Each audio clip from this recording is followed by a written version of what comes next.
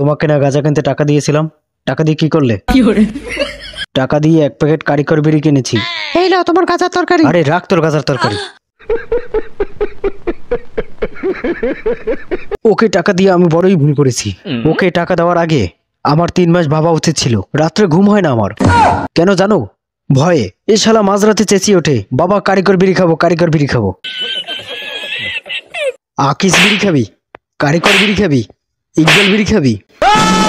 বিড়ির জন্য তোর বাবাকে মারবি? তোর তৃতীয় বাবাকে মার, পিছনে বিড়ির ছ্যাঁকা দিয়ে মার, মার মার মার।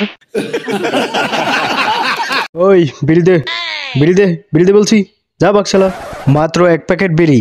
ওই বুড়ো, আমার কাছে বিড়ি নেই, আমি 3 দিন ধরে হাঁকতে পারিনি। আমার কাছে শুধু এই একটা বিড়ি আছে, আর নেই। মাত্র এই একটা বিড়ি। এই বিড়িটা এখন আমি খাবো। আমি বাড়িতে ছিলাম না বলে আপনার ছেলে আমার মেয়েকে জোর করে বিড়ি খাওয়াচ্ছিল। আপনারও তো একটা মেয়ে আছে, আপনার মেয়েকে বিড়ি খাওয়ালে কি হতো?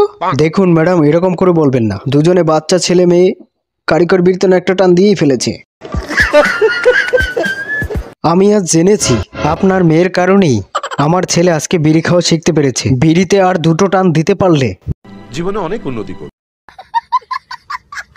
আপনার ছেলে জীবনে উন্নতি করুক না বিড়ি খেয়ে লিভার কিডনি সব ড্যামেজ করে ফেলুক, তাতে আমার কিছু আসে যায় না।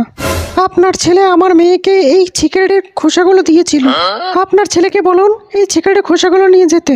আমার মেয়েও আপনার ছেলেকে বিড়ির ঠোঙ্গা দিয়েছিল, সেগুলো দিলে আমি এখান থেকে চলে যেতে পারি।